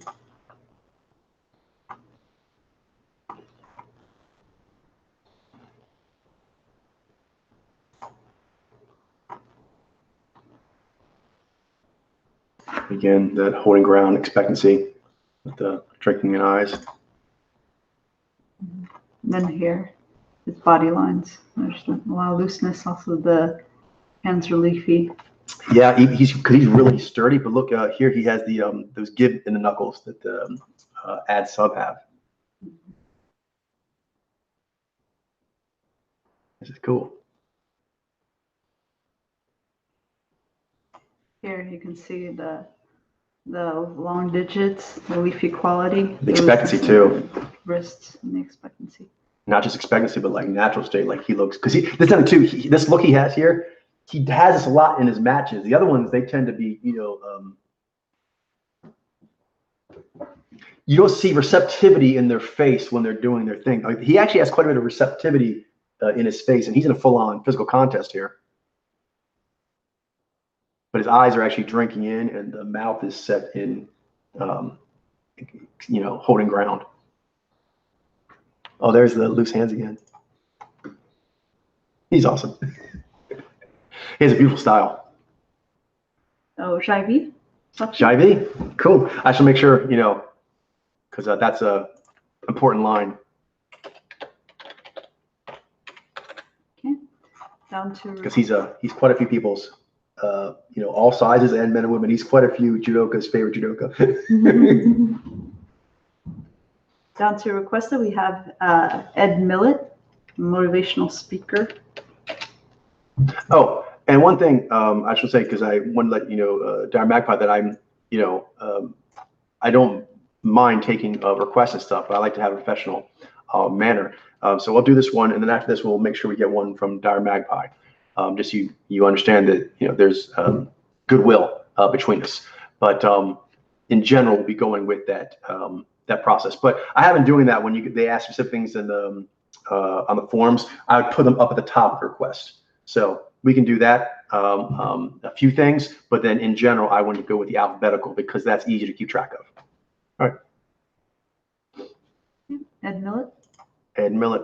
He looks Ab and Zez. No, so cheeks aren't moving. Looks pretty.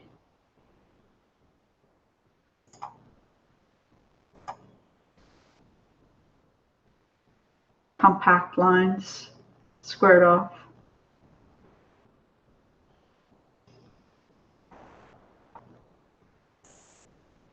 Might be bucket. Yeah, this one I'm seeing as well.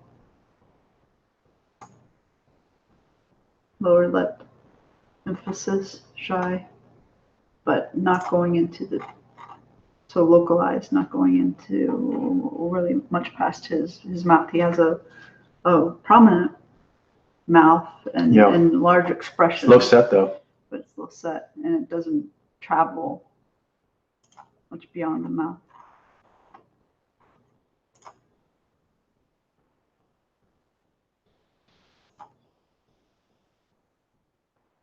How about the perception?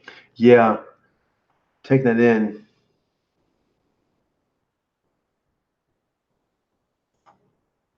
I think that's 9V. Mm-hmm.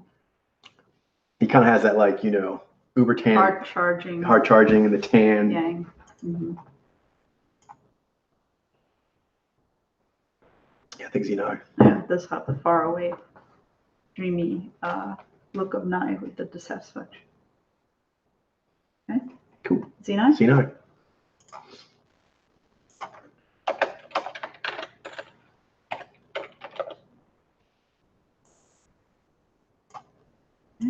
This is a female, Anastasia Konkina. I think with her, I was wondering, I think sub, more likely by Z. I've not yet found a Jai-B in the female, but we did find one in, I think we found 2 in boxing. We found 1 in MMA. So. We have found what, A Jai-B. oh, okay. You're wondering about Jai-B with her? Or by Z, actually. Okay. I know she's sub. I'm leaning towards by Z, but I'm not, I'm keeping my eye out for a Jai-B should it be one. I haven't seen one yet. I do see sub with Jai and Vez. I do see that. Got the finer bones. Seems like concern. Yeah, this is more of the upright oval and the emoting in the mouth area as compared to the more sideways that a lot of them have. This may be Still taking us to by Z as opposed to. Well, sub is that what you're jive. saying? Sub jive. Just kind of saying that make sure there's no chance of Z vibe, but Okay. I was like to me that mouth, that upright oval, that's usually sub jive. We're subs in general. But I agree also what you were saying generally that I think that I'm seeing the tightness in the eyes. That it does have still a power arc. Yeah, there's a coil tension to it, I think.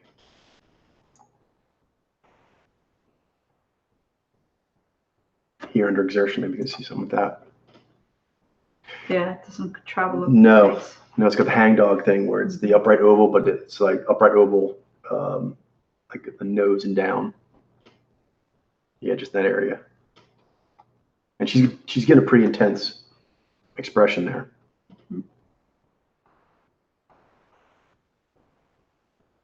Right here.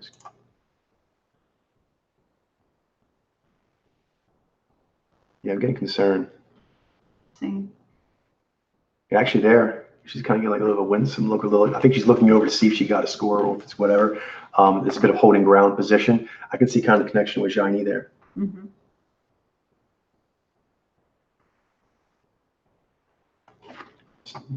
Out in the street. You hear she kind of reminds me of some of those news ladies. By Z. So some of those Olympic athletes who are like in the sharpshooters and different ones like that. The captains of that the curling as well. Yep.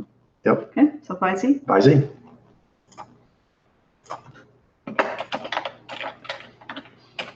Like I said, these pop out because you're usually watching and you see a sea of Z by. But every now and you're like, that looks different.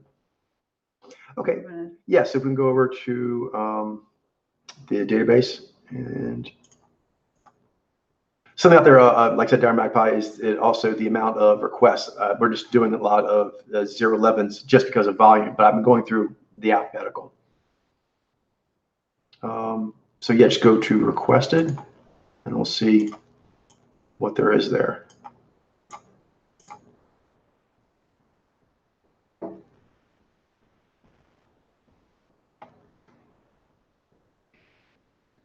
All right, so let's just scroll. I'm up at the top here. So start at the top and then, all right, so let me know if you see Darren Magpie, Charlene. Maybe we'll just search for it. Ah, look at you, Excel skills.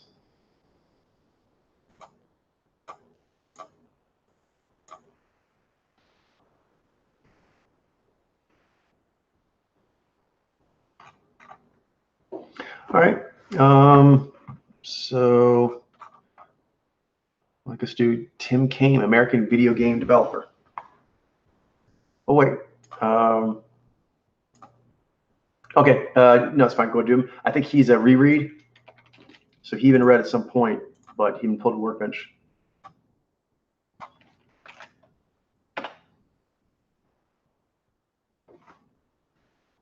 So he looks odd.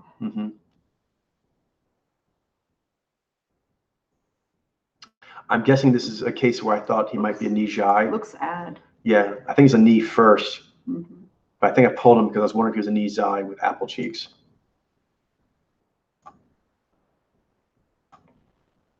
Yeah, I'm getting ad ob knee. Same.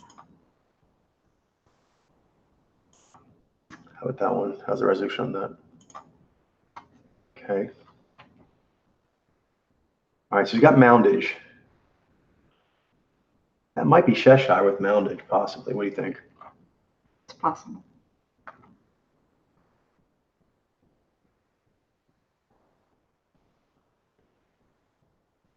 That's it? Can we go back to the top then?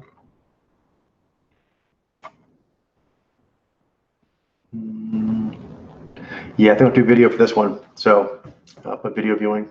Want to take the next one then? Yeah, I'll take the next one. All right. How about Philip Drulet, a comic book creator?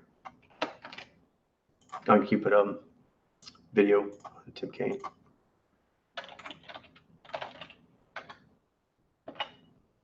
Oh, yeah, video viewing. All right.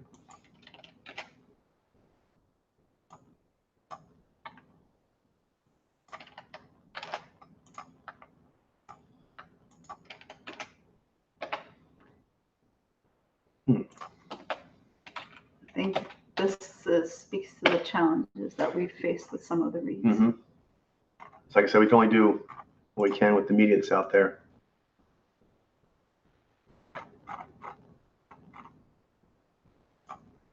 Again, Ob, I'd say Zez. Possibly, yeah. Possibly. Ob Zez. I feel more confident about Obnez. I agree. Most likely says too. Yeah. Well, to me, that jumps out No, as no. below the midline. I see it too. Looks like a Nizar.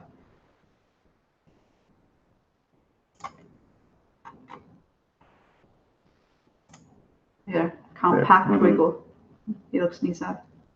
Cool. Let's look more, make sure to change the Xeni. We see the softness there. I think so. I just want to start back at the top again. Cool. Click on that one. Yeah, that was receptive. Yeah, I'd like to go over sometimes more than once if there's not a lot of media.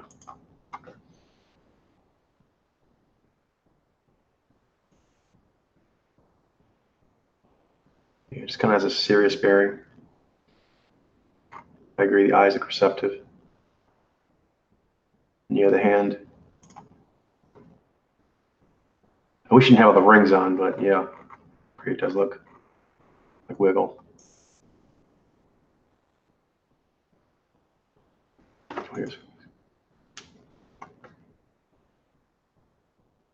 Yeah, I think he just has a kind of a gravitas thing going on. There you go. Knees eye, soft read.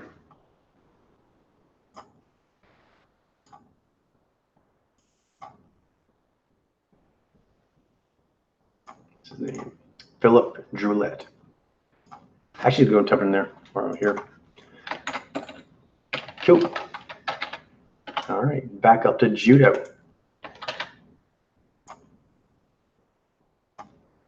Yeah, Benjamin Axis.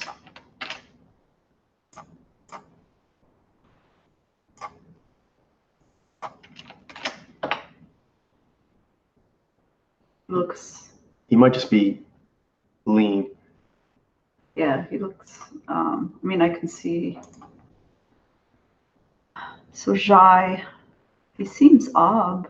Yeah, he might just be lean. I didn't get a good look at his face. Sometimes you just see him flipping around, but he had a long rangy body. All right, let's skip him. Yeah, I think still looks Evi. Yeah, might still use eye. Yeah. All right, cool. Do you want the next person or? Sure. And yeah, go and just put. No, just leave that. It's fine. Yeah, skip it. Come back to it. Walid Kiar. Because the goal of you looking at this is ones that strike you as different from the norm. Different from the norm. That'll help me find the lines. Exactly. He has a lean line. For the concaveness that he's doing there.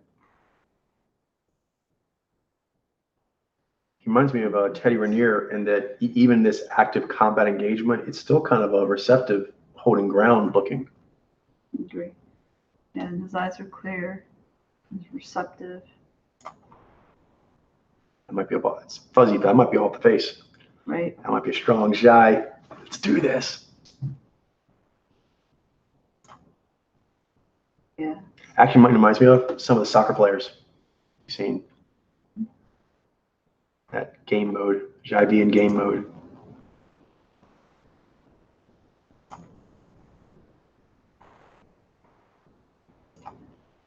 Yeah, looseness.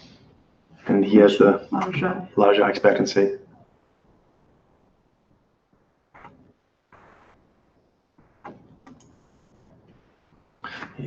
Yeah, expectancy. And also up here, this, I don't know if you guys see it, but this is actually an intense exchange here. The person on ground, they're actually both giving a lot of tension in their body. That's a pretty, what? I don't think that's him. That's not him? No, that's not him. Oh, I'd write him down too then. Because that's what I'm talking about. The slackness, the Z Carmine. I think it is. Let's see. But the like the Z-Bi usually when they're doing like that, like tensioning thing, their mouth is kind of like more like in a slash line. I think he's the one that has Right. the hair like that. Gotcha. But Carmine de la Rita. Let's look at him another time. Rito.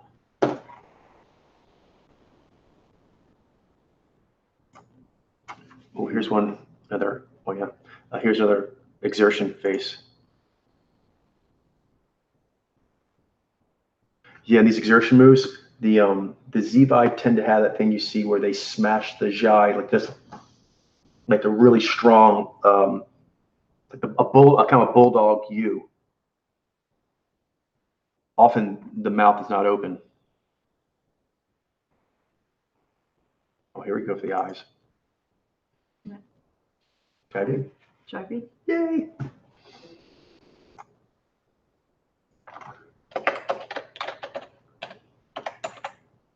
Back for a question. Satya Nadella from Microsoft.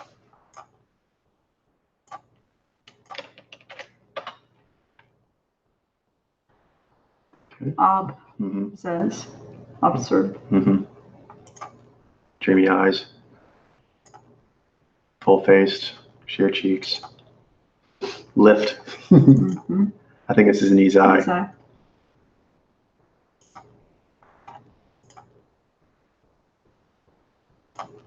There we go. Shot the hands.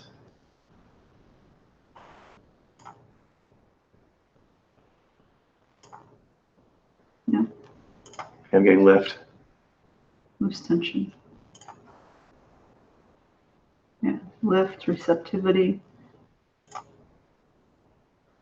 Even when he's squeezing, and even when he's squeezing his hands together and lacing like that, they still have, you can see wiggles in the wrist and the knuckles.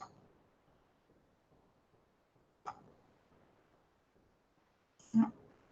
Nizai. Nizai. Boom.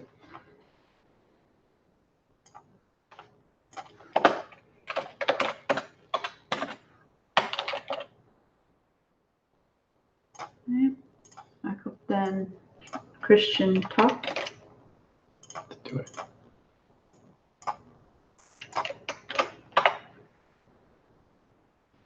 Yeah, the big ones. Well, so it looks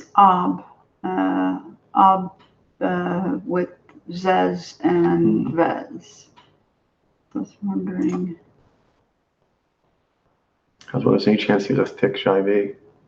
I was wondering if he's a Vizai. We might have to come back to him. Yeah. Get some of these easier ones figured out. Yeah, he seems pretty. All right, so challenging. Yes, but revisit on him. All right, back to her question.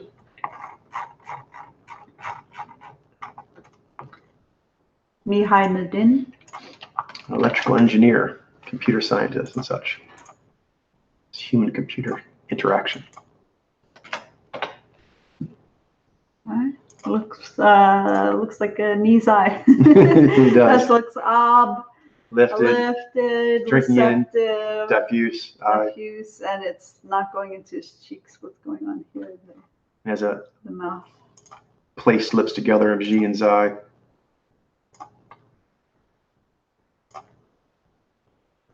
He's a little challenging because most of these pictures are from older, but still, his Nizai, general Zenith's Nizai just comes through. Yeah, see the hands. Listen, it's compact.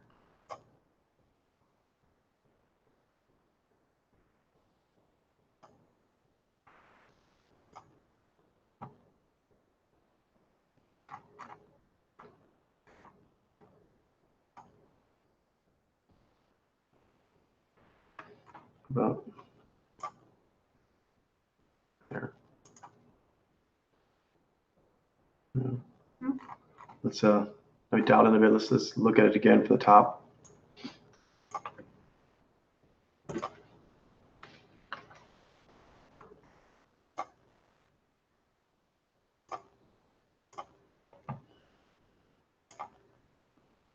Yeah, I'm getting. Yeah, I'm still seeing the lift. Yeah, on these lift. I haven't seen anything that would. And there's a good shot of the hands. They got that wiggle, the base. He's got them splayed out pretty good here. It's a yang gesture, but there's still a good amount of wiggle here. Notice how they kind of look like they're slightly like independent suspension. Like this is like a Zenai. They would look almost like a brass knuckle was connecting them all. They're like there's like a unity in the base knuckles. But him, they kind of like down, up, down, out. You know what I mean? They're kind of like, and it's even more pronounced with the add sub. You see more loose there, but here it has that wiggle give. Okay. Nice. Nizai. Nizai. Boom. All right, and that's a good place to stop for the day. All right, so I am continuing on with the Gmail search during the day, and then in the evening, Johnny and I sync up, and we're looking at the Gnai possible leads that I have gathered so far. We're pretty close on getting the shortfalls finished up for that, so we'll be switching over pretty soon. And an IG mail, that will take some time. So we'll just stay on the trail until we get what we need. All right, have a wonderful rest of your day, and we'll see you next time. Bye. Bye.